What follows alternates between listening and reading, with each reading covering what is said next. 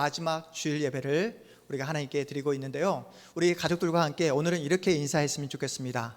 한 해 동안 고생 많으셨습니다. 한 해 동안 애 많이 쉬셨습니다. 이렇게 인사 나누겠습니다.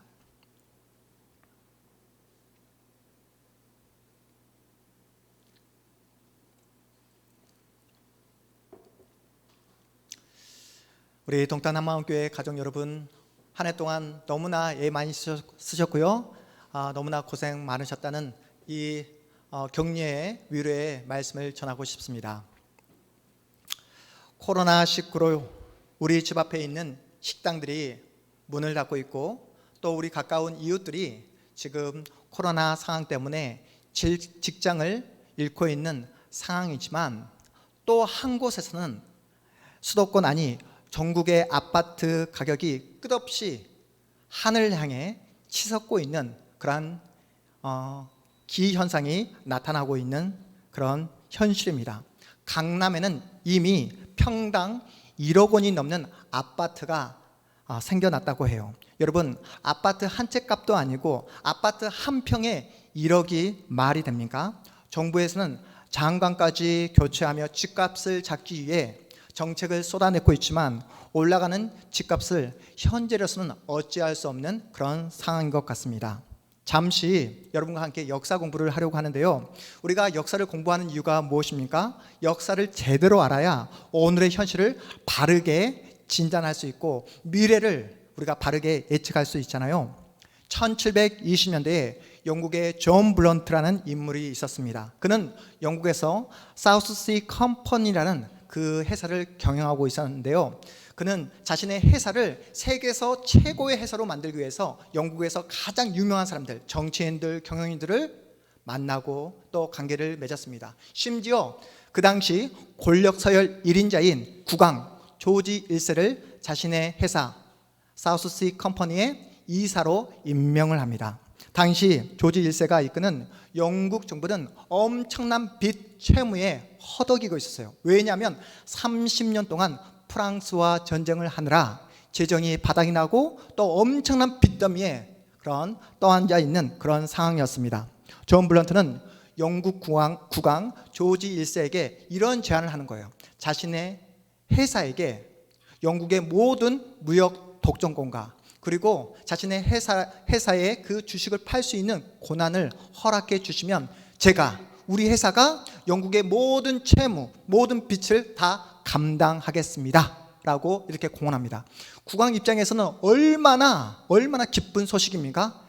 모든 빚을 그 회사가 다 감당을 해준다니 너무나 기쁜 마음으로 그 사우스시 컴퍼니가 요구하는 그 모든 법안들을 영국 국회가 신속하게 처리해 줍니다. 처음에는 주식 한 주의 가격이 100파운드로 시작을 했어요.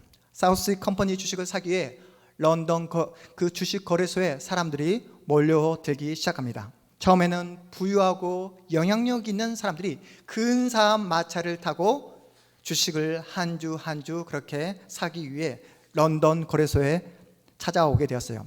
그런데 시장에서 사우스시 컴퍼니라는 이 회사가 이제는 남미에 새로운 무역 그 통로를 개척한다는 소식이 들려지자 이제는 상류층, 하류층 할 것 없이 많은 사람들이 벌떼처럼 런던 거래소로 몰려들기 시작합니다. 시골의 농부들까지 자신의 그 모든 재산을 탈탈 털어, 빚까지 내어서 그 대출까지 받아서 그 주식을 사기 위해 몰려들기 시작한 거예요. 투기 열풍이 분 것입니다. 이 투기 열풍에 여러분이 잘 알고 있는 한 유명한 사람도 이 주식을 살기 위해 그 열풍에 합류하는 사람이 있었어요. 여러분이 잘 알고 있는 아이작 뉴턴입니다. 여러분 뉴턴 잘 알고 계시죠? 우리가 과학 시간에 배웠잖아요. 만유 인류의 법칙, 뉴턴 운동의 법칙을 만든 그 유명한 뉴턴도 사우스시 컴퍼니의 주식을 사기 위해 런던 거래소를 찾았습니다. 한 주에 100파운드 했던 주식이 갑자기 하루아침에 1000파운드로 치솟기 시작합니다. 여러분이 100만 원을 투자했는데 하루아침에 1000만 원으로 그 가격이 올라갔다고 생각하면 여러분 어떤 마음이 들겠습니까? 너무나 기쁜 마음에 국왕 조지 1세는 그 존 블런트에게 기사작이라는 그 놀라운 명예를 허락해 줍니다. 많은 영국의 국민들은 존 블런트로 하여금 돈을 만들어내는 연금술사라는 놀라운 명예와 그러한 그 이름을 영웅 대접을 하게 됩니다. 존 블런트는 주식 가격이 올라간다고 해서 그렇지만 마냥 기뻐할 수만은 없었어요. 왜냐하면 이곳저곳에서 계속 우후죽순처럼 그런 투기 열풍이 불기 시작했기 때문이었습니다. 급기야 존 블런트는 영국 의회의 도움을 받아 거품 방지법을 통과시킵니다. 이 법안을 통해 마구잡이 투기는 막을 수 있었지만 사람들은 새로운 투자처를 찾지 못해 이제는 존 블런트가 운영했던 사우스시 컴퍼니의 주식을 하나하나 팔기 시작합니다. 그러자 많은 사람들이 한꺼번에 그 주식을 시장에 내놓게 된 거예요. 그래서 당연히 존 블런트가 운영했던 사우스시 컴퍼니의 회사의 주식 가격은 한순간에 급락하게 된 것입니다.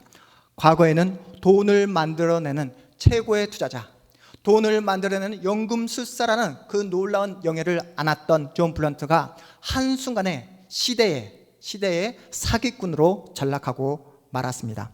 주식 파동으로 영국은 경제 공황 상태에 빠지게 되었고 종이 조각이 돼버린 그 주식 때문에 사람들이 스스로 목숨을 끊는 그런 비참한 상황에 이르게 되었어요. 존 블런트는 지금도 영국 역사에서 가장 사악하고 경제를 파괴시킨 그런 인물로 기억되고 있습니다. 우리가 잘 알고 있는 아이작 뉴턴도 이번 주식 투자로 2만 파운드라는 그 엄청난 돈을 잃게 되었다고 합니다. 그렇게 냉철하고 스마트했던 그 존 블런트가 어떻게 하다가 희대의 사기꾼이라는 그런 오명을 얻게 되었을까요? 바로 자신의 행동이 만들어낼 그 결과를 예측하지 못했기 때문이었어요. 한마디로 욕망의 눈이 멀게 되자 현실 감각을 완전히 상실하고 만 것입니다. 돈 하다가 돌아버린 거예요. 그 돈에 대한 탐욕이 첫 번째는 국왕 조지 1세에게, 다음으로는 국회의 모든 의원들에게, 그리고 마지막에 모든 국민들에게 그 돈에 대한 탐욕이 전염되어서 온 나라가 탐욕으로 그렇게 들끓게 되었다는 사실입니다. 여러분, 존 블런트 바보 아닙니다. 머리가 너무나 뛰어나고 스마트한 사람이었어요. 여러분, 아이작 뉴턴이 바보입니까? 인류 역사에서 천재로 손꼽히는 사람 중에 한 사람이잖아요. 오늘날 지금 우리나라에서 불고 있는 이 투기 열풍 또한 과거에 영국에서 불어왔던 투기 열풍과 너무나 비슷한 양상을 보이고 있다는 사실이에요. 부동산으로 돈을 벌려고 하는 사람들이 넘쳐나고 있습니다. 강남에 평당 1억을 주고 아파트를 사는 사람, 어떤 마음으로 그 아파트를 살까요? 나는 강남에서 살기만 하면 너무나 기뻐. 나는 실거주자이기 때문에 이 아파트가 떨어지든 올라가든 상관없이 나는 아파트에 사는 것만으로 만족해하면서 그 평당 1억이 넘는 아파트를 살까요? 전혀 그렇지 않습니다. 지금 이 가격으로 산다 했을 때 앞으로 더 올라갈 것을 기대하는 마음으로 영혼까지 끌어모아 아파트를 구입한다고 합니다.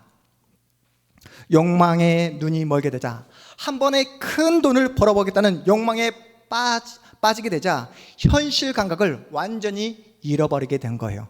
이성을 상실하게 되었습니다. 당시 런던 거래소의 풍경을 목격한 한 사람이 이렇게 말합니다. 마치 세상의 모든 광인들이 동시에 정신병원을 탈출한 것 같다고. 당시에 모든 사람들이 동시에 정신병원을 탈출한 것 같다고 이렇게 표현하고 있어요. 한때 주식 열풍에 휩싸여 욕망의 노예가 되어버린 아이작 뉴턴이 자신의 행동을 해고하며 또한 반성하며 이러한 말을 남깁니다. 천체의 움직임은 계산할 수 있지만 인간의 광기는 계산이 되지 않는다. 천체의 움직임은 우리가 객관적으로 계산할 수 있지만 인간의 광기는 전혀 예측할 수 없다고 이렇게 이야기를 남겼습니다. 40년간 광야 생활을 했던 이스라엘 민족은 가나안 땅에 정착하면서 신앙을 잃어버리게 되었어요. 당시 가나안 토착 문화의 동화되어서 완전히 흠뻑 젖어들면서 하나님과의 관계를 완전히 놓치게 되었습니다. 인간의 관계로 하나님과의 관계가 깨어지게 된 거예요. 당연히 이스라엘은 더 이상 거룩한 하나님의 자녀를 낳지 못하게 되었습니다. 믿음의 전수를 자녀에게 해줄 수가 없었어요. 이스라엘 전체가 영적인 불임 상태에 빠지고 말게 말았습니다. 오늘 본문에 등장하는 사람이 누구입니까? 여러분이 잘 알고 있는 한나라는 여인이 등장하고 있어요. 불임 상태에서 벗어나기를 원하고 있습니다. 여러분, 한나라는 이름의 뜻이 어떤 뜻을 가지고 있죠? 제가 여러 번 여러분에게 말씀드렸잖아요. 한나라는 이름의 뜻은 은혜라는 뜻을 가지고 있습니다. 은혜. 한나는 하나님의 은혜로 자녀를 낳기를 소망했습니다. 하지만 현실은 어떻습니까? 아이를 낳지 못해요. 불임녀입니다. 세상 사람들로부터 불임녀라는 낙인이 찍혀 있어요. 남편인 엘가나는 한나를 사랑하지만 한나의 실존적인 그 문제를 해결해 주지 못합니다. 무능해요. 자신의 연약함과 부족함을 가지고 하나님 앞으로 나와야 함에도 불구하고 엘가나는 어떤 방법을 사용합니까?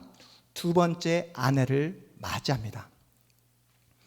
엘가나가 맞이한 두 번째 아내 이름이 어떻게 되죠? 분인나입니다. 분인나의 이름의 뜻은 열매가 무성한 가지라는 뜻의 이름을 가지고 있어요. 열매가 무성한 가지, 그 이름에 걸맞게 엘가나의 두 번째 아내로 온 다음에 그 집안에서 자녀들을 숭풍숭풍 낳기 시작합니다. 자녀들을 그렇게 잘 낳은 분인나가 여러분 가만히 있겠습니까? 한나에게 하루도 빠짐없이 한나를 괴롭히기 시작하는 거예요. 나는 이렇게 자녀를 잘 낳고 있는데 너는 뭐하고 있어?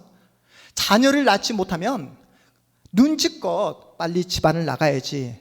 눈치 없이 언제까지 본처 자리를 꿰차고 있을 작정이냐고, 빨리 나가라고 이렇게 눈치를 주고 구박을 하고 있습니다. 심지어는 한나의 믿음까지 흔들어 버리는 거예요. 흔들어 버립니다. 하나님이 너에게 은혜를 주시지 않는 것은, 하나님이 너에게 자녀를 주시지 않는 것은 하나님이 너를 버렸기 때문이야. 너는 이미 소망이 없어. 너는 끝났어. 하나님이 너를 잊어버렸어. 너는 더 이상 하나님의 자녀가 아니야. 이렇게 한나의 믿음까지 흔들어 버립니다. 한나는 이러한 마음, 이러한 구박과 조롱을 받으며 하루하루 지옥 같은 삶을 살아가고 있어요. 분인나의 그 조주의 말을 들으며 그 마음 가운데 송곳으로 파헤치는 그런 아픔을 날마다 경험하고 있습니다. 그 어느 때보다 하나님의 특별한 은혜가 필요한 상황이잖아요. 그런데 전혀 변화의 조짐이 보이지 않는 거예요. 하나님마저 자신을 버렸다는 그 생각이 밤마다 밀려오기 시작합니다. 여러분 아시죠? 아무리 사람들이 나를 오해하고 나를 미워한다 할지라도 하나님만은 내 마음은 알고 계셔. 하나님만은 나의 상황을 다 이해하고 계셔. 하나님만은 내 편이야. 하나님은 나를 사랑하고 계셔 라는 마음만 있다면 여러분 그 모든 상황과 어려움들을 다 이겨낼 수 있잖아요. 하지만 한나의 마음 가운데 어떤 마음이 찾아오게 되었다고요? 하나님마저 나를 버렸다는 생각이 밀려오게 되자 절망의 밑바닥을 지금 살아가고 있습니다. 희망의 빛이 다 꺼져버린 것처럼 느껴지는 그런 상황이에요. 이스라엘은 하나님만 사랑하고 하나님만 섬기도록 그렇게 부름받은 민족입니다. 그들은 거룩한 생명을 낳아야 하는 그런 사명을 가지고 있어요. 하지만 현실은 어떻습니까? 사명은커녕 우상을 섬깁니다. 욕망의 노예로 광기 어린 삶을 살아가고 있어요. 영적인 음란함에 빠져 있습니다. 하나님을 계속해서 배신하고 있어요. 하나님은 이스라엘 역사 내내 배신을 당하십니다. 하지만 우리가 기억하는 것이 무엇입니까? 그렇게 계속해서 배신을 당하고 있음에도 불구하고 하나님은 이스라엘 백성들을 포기하지 않았다는 사실이에요. 하나님은 그들을 향한 사랑을 멈추지 않았습니다. 그래서 하나님은 아무도 관심 갖지 않고 아무도 주목하지 않는 한 여인, 누구요? 바로 한나를 찾아가 만나 주십니다. 생명을 낳지 못하고 불임 상태에 있는 한 여인, 이스라엘의 영적인 상태를 그대로 보여주고 있는 그 불임 상태에 놓여 있는 한 여인, 그 한나를 하나님은 찾아가 만나 주십니다. 그래서 절망의 자리에 놓여 있던 한나가 취한 행동이 무엇이었습니까? 우리 9절 상반절 말씀 함께 보겠습니다. 9절 상반절 말씀. 그들이 실로에서 먹고 마신 후에 한나가 일어나니, 뭐라고요? 그들이 실로에서 먹고 마신 후에 한나가 일어나니, 욕망과 관계의 악순환의 고리를 끊는 한나의 행동이 무엇이었다고요? 한나가 일어나니, 한나가 일어나니 모든 사람들이 욕망의 노예가 되어 아무런 생각도 하지 않고 아무런 고민도 하지 않은 채 먹고 마시는 일에 몰두하고 있을 때 한나가 그 악순환의 고리를 끊고 했던 행동이 뭐라고요? 한나가 일어나니. 한나는 일어나 누구 앞으로 나옵니까? 여호와 하나님 앞으로 나오고 있습니다. 이리저리 찢겨진 그 마음의 상처를 안고 여호와 하나님 앞으로 뚜벅뚜벅 걸어 나오고 있는 거예요. 성경은 한나의 이러한 동적인 모습, 일어나니, 한나의 이런 동적인 모습과 대조하여서 너무나 형편없는 모습을 보이고 있는 제사장의 모습을 고발하고 있습니다. 우리 9절 하반절 말씀 함께 읽어보겠습니다. 9절 하반절 말씀. 그때에 시작. 그때에 제사장 엘리는 여호와의 전 문설주 곁 의자에 앉아 있었더라. 제사장 엘리가 어떤 모습을 보이고 있습니까? 엘리는 여호와의 전 문설주 곁 의자에 앉아 있었더라. 여러분 보이십니까? 하나님께 제사하고 하나님께 기도하고 하나님께 예배 드려야 될 그 제사장이 매너리즘에 빠져 있는 거예요. 하나님을 향한 사랑과 열정은 고사하고 성도들의 아픔, 정말 시대가 지금 어둠 속에 갇혀 있다는 사실을 전혀 느끼지 못한 채 그냥 매너리즘에 빠져 의자에 걸터 앉아 있는 모습을 성경의 저자가 고발하고 있습니다. 어떻게요? 한나는 일어나니 이렇게 동적인 모습으로 묘사하고 있다면 엘리 제사장은 아무런 행동도 취하지 않는 의자에 그냥 걸터 앉아있는 정적인 모습으로 엘리 제사장의 모습을 고발하고 있습니다. 또한 한나는 자신의 상처, 아픔을 대적인 분인나에게 풀지 않았습니다. 악을 악으로 갚지 않았다는 뜻이에요. 한나는 대적인 분인나에게 화풀이를 한 것이 아니라 자신의 상처, 아픔을 가지고 누구 앞으로 나왔다고요? 하나님 앞으로 나오게 된 것입니다. 하나님마저 자신을 버렸다고, 하나님마저 자신을 잊어버렸다고 생각하지만 그 절망과 아픔을 가지고 하나님 앞에 나오게 된 거예요. 그리고 하나님 앞에서 통곡합니다. 통곡하면서 기도하고 있는 모습이에요. 상처와 아픔이 있음에도 불구하고 한나는 어떻게 그 자리를 딛고 일어날 수 있었을까요? 한나에게는 하나님을 향한 믿음을 가지고 있었기 때문입니다. 더욱더 정확하게 말을 하냐면 하나님께서 한나를 붙잡고 계셨기 때문이었어요.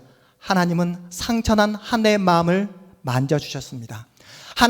하나님은 한나를 찾아가 만나 주셨어요. 영혼에 깊게 패인 그 상처를 하나님은 어루만져 주셨습니다. 그래서 한나는 자신을 만나 주신 하나님 앞에서, 그 하나님 앞에서 통곡하며 기도했던 거예요. 여러분, 인간이라는 존재가 어떤 존재입니까? 고난과 고통 그리고 환난을 마주하지 않고서는 하나님을 간절히 찾지 않습니다. 한계에 봉착했을 때, 내 힘으로 어찌할 수 없는 그러한 상황에 놓이게 되었을 때, 사방이 다 가로막혀 있을 때에만 간절히 하나님을 찾는 존재가 바로 저와 여러분이라는 사실이에요. 그 상황이 너무나 힘들 때면, 그 상황이 너무나 아플 때면 하나님께 짜증을 부릴 수 있습니다. 하나님, 제가 뭐 그리 잘못한 행동이 많다고 저에게 이렇게 힘든 환경을 허락해 주신 겁니까? 코로나 상황으로 모두가 다 힘든 상황이지만 어떤 사람들은 아파트 가격이 올랐다고, 어떤 사람들은 자신이 산 주식이 대박을 쳤다고 그렇게 자랑하고 있는데, 제가 무슨 잘못을 그렇게 많이 했다고 이렇게 어려운 환경을 저에게 허락해 주십니까? 라고 하면서 하나님 앞에서 불평할 수 있습니다. 하나님 앞에서 하소연할 수 있습니다. 하지만 여러분 기억하십시오. 여러분이 하소연을 하든 불평을 하든 그 시간에 여러분은 하나님을 찾고 계시다는 거예요. 그 시간에 여러분은 하나님을 만나고 있다는 사실입니다. 여러분 기억하십시오. 하나님을 만나는 일보다 더 귀하고 더 복된 일은 없는 줄 믿으시기 바랍니다. 한나는 아이를 갖지 못해 당했던 그 멸시와 서러움을 가지고, 그리고 분노와 그 모든 외로움이라는 그 실존적인 그 문제를 가지고 하나님 앞으로 나아갔습니다. 그리고 기도하다 보니까, 그 마음의 상처를 가지고 기도하다 보니까 누구의 마음이 보였다고요? 하나님의 마음을 볼 수 있었던 거예요. 자신과 동일하게 상처를 가지고 있는 그 하나님의 마음을 한나가 보게 된 것입니다. 이스라엘 민족이 약속의 땅 가나안 땅에 들어갔을 때 했던 행동이 무엇이라고요? 욕망을 쫓아 살아갔어요. 돈에 미쳐 있습니다. 쾌락에 미쳐 있습니다. 하나님을 배신하고 하나님께 등을 돌리고 우상을 숭배하며 살았던 이스라엘 백성들이에요.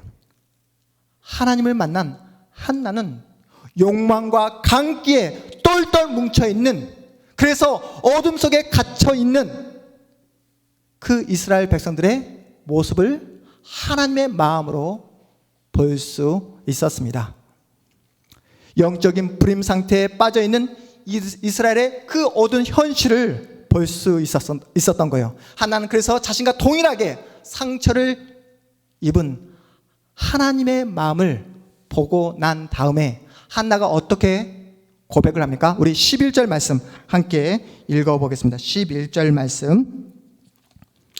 서운하여 이르되 만군의 여호와여, 만일 주의 여종의 고통을 돌보시고 나를 기억하사 주의 여종을 잊지 아니하시고 주의 여종에게 아들을 주시면 내가 그의 평생에 그를 여호와께 드리고 삭도를 그의 머리에 대지 아니하겠나이다. 아멘. 한나도 처음에는 자신의 감정, 자신의 그 환경을 벗어나게 해달라고 그렇게 하나님께 요구하며 기도했습니다. 하나님, 저기도 보란듯이 아들 하나 주십시오. 그 아들을 주시면 분인나의 코를 납작하게 하겠습니다. 라는 그런 마음으로 하나님께 아들을 달라고 요구했던 그 한나가 하나님의 마음을 보게 되자 어떻게 기도를 하게 되었다고요? 그렇게 간절히 원하고 원했던 아들을 하나님을 위하여 바치겠노라, 민족을 위하여 바치겠노라, 그렇게 소원하는 그런 하나님의 자녀된 모습의 기도를 하고 있는 거예요. 개인적인 차원의 기도에서 이제는 하나님 나라의 그 건설을 위한 기도로, 민족을 위한 기도로 지금 기도의 지경, 기도의 넓이를 지금 바꿔가고 있습니다. 하나님께 기도하자 자신에겐 불가능한 일도, 내가 할 수 없는 일도 우리 하나님은 할 수 있다는 믿음이 생겨나게 된 거예요. 하나님이 원하시면 인간으로서 불가능한 일도 하나님은 하실 수 있다는 그런 믿음이 한나의 마음 가운데 생겨나게 되었습니다. 그래서 육체적인 질병, 정신적인 질병뿐만 아니라 하나님은 심지어 죽은 자까지도 살려내실 수 있는 그런 전능하신 분이라는 사실을 알게 된 거예요. 더 나아가 지금은 욕망과 강기에 사로잡혀 영적인 불임 상태에 빠져있는 이스라엘 백성들마저도 하나님께서 일하시고 하나님께서 역사하시면 바꿔줄 수 있다는, 변화시켜줄 수 있다는 희망을 한나가 갖게 되었던 것입니다. 그 결과가 무엇입니까? 우리 18절 말씀 우리 함께 읽어보겠습니다. 18절 말씀. 이르되 당신의 여종이 당신께 은혜 있기를 원하나이다 하고 가서 먹고 얼굴에 다시는 근심빛이 없더라. 아멘. 전에는 서러운 눈물이 한나의 음식이었고 상처와 아픔이 한나가 마주하는 일상이었잖아요. 그랬던 한나가 하나님과의 만남을 통해 어떻게 변화되었다고요? 얼굴에 다시는 근심빛이 없더라. 얼굴에 다시는 근심빛이 없더라. 이 시간 주신 하나님의 말씀을 통해 여러분 마음 가운데 있는 그 모든 어둠이 사라지는 놀라운 역사를 맛보시기를 주님의 이름으로 축복합니다. 여러분, 영혼의 거울이 무엇입니까? 여러분의 얼굴 표정이잖아요. 여러분의 얼굴 표정 가운데 근심과 걱정, 염려가 있다면 오늘 주시는 생명의 말씀을 통해 여러분의 얼굴 표정이 놀랍게 환하게 변하는 역사를 맛보시기를 주님의 이름으로 축복합니다. 환경과 상황이 당장 변하지 않습니다. 여러분, 한나가 기도하자마자 사무엘이 바로 태어났습니까? 아니에요. 여전히 임신을 하지 못한 상황입니다. 여전히 불임 상태예요. 기도를 해도 여러분을 흔드는 상황이 당장 변화되지 않을 수 있습니다. 하지만 그 절망의 자리에서 일어나 하나님 앞으로 뚜벅뚜벅 걸어오면 누가 여러분을 만나 주신다고요? 살아계신 하나님께서 여러분을 만나 주신 줄 믿으시기 바랍니다. 하나님을 만나고 하나님의 만져주심을 경험하면 어떻게 됩니까? 지금까지 조여왔던 숨통이 채워지게 되는 거예요. 칠흑같이 어두운 내 삶 속에 한 줄기 빛을 볼 수 있습니다. 대적하는 분인나가 내 앞에 버젓이 변함없이 있음에도 불구하고 이제는 더 이상 절망하지 않고 걱정하지 않고 염려하지 않고 우리는 우리의 자리를 믿음으로 끝까지 견뎌낼 수 있는 거예요. 여러분, 불임 여성이었던 한나가 나중에 누구를 낳습니까? 우리가 너무나 잘 알고 있는 사무엘을 낳았습니다. 이스라엘의 마지막 사사인 사무엘, 그리고 이스라엘을 그 어두움에서 구해내는 영적인 선지자로 하나님께 쓰임을 받잖아요. 다윗의 머리에 기름을 붓는 그러한 놀라운 선지자로 사무엘이 쓰임을 받습니다. 그 사무엘을 누가 낳았다고요? 한나가 낳았습니다. 서준호 선생이 쓴 학교 흔들기라는 책에서 나오는 내용입니다. 나바오 인도인들에게 전해 내려오는 늑대 이야기가 있는데요. 한 노인이 어린 손자와 함께 모닥불에서 이런 이야기를 나누고 있습니다. 노인은 손자에게 두 마리 늑대 이야기를 합니다. 애야, 우리 마음에는 두 마리 늑대가 있단다. 한 마리는 나쁜 늑대인데 그 나쁜 늑대는 항상 불안과 수치감으로 가득 차 있지.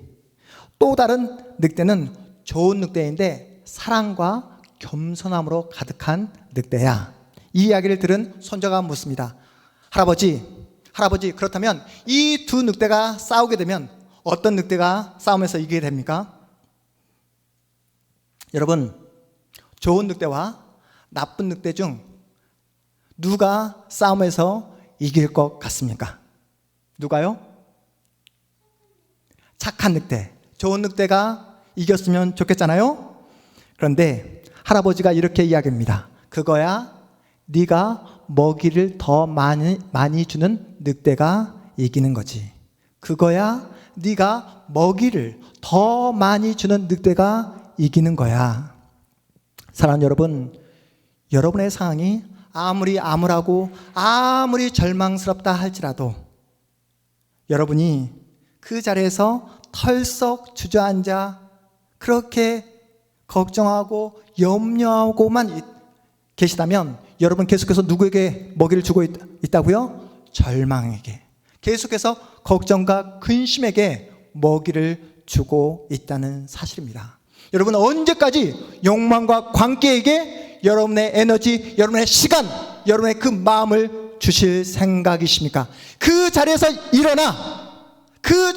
일어나 여러분에게 영원한 기쁨과 생명을 주시는 하나님 앞으로 뚜벅뚜벅 걸어 나오시기 바랍니다. 여러분, 하나님을 만나잖아요. 하나님은 여러분에게 놀라운 위로를 허락해 주십니다. 세상에서 맛볼 수 없는 놀라운 그 평안을 허락해 주십니다. 아무리 내 앞에, 내 눈앞에 분인나가 있고 대적이 있다 할지라도 하나님을 만나면 분인나가 어찌할 수 없는, 분인나가 막을 수 없는 하나님의 사랑을 경험하실 수 있습니다. 여러분, 신자가 누리는 가장 큰 축복이 무엇이죠? 여러분만이 하나님을 알고 있다는 사실이에요. 여러분만이 지금도 변함없는 하나님의 사랑을 받고 있고 그 사랑을 여러분만이 경험하고 있다는 사실입니다. 우리의 삶에 분명히 분인나라는 대적이 있습니다.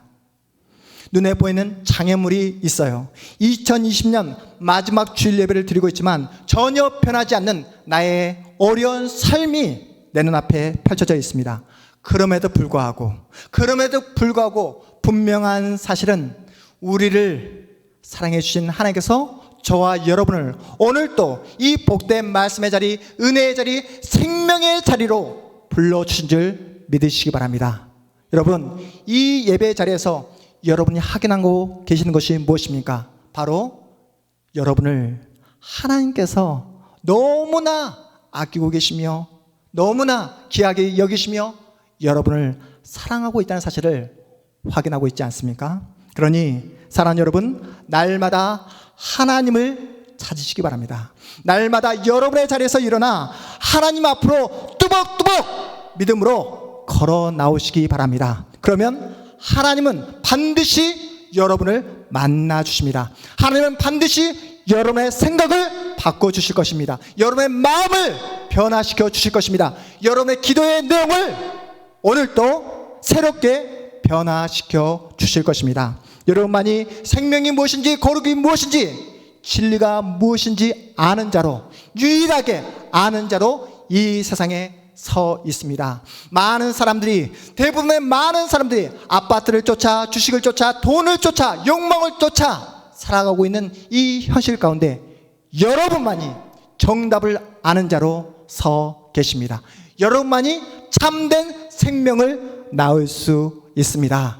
사랑하는 여러분, 하나님께서 여러분 한 분 한 분을 부림에서 생명을 낳는 자로 불러주셨다는 사실을 기억하시므로 오늘 주신 이 생명의 말씀을 다시 한번 여러분 마음판에 새기시고 이 말씀을 붙잡고 얼마 남지 않는 2020년 올 한 해를 말씀을 통해 해석하시고 말씀을 통해 다시 한번 돌이켜보심으로 하나님께서 여러분에게 허락하실 2021년 새로운 새해를 예수 안에서 예수를 품은 예수의 사람답게 날마다 생명을 낳는 자로, 날마다 하나님의 영광을 낳는 자로 살아가시는 여러분의 복된 인생 앞으로의 새해가 되시기를 주님의 이름으로 축복합니다.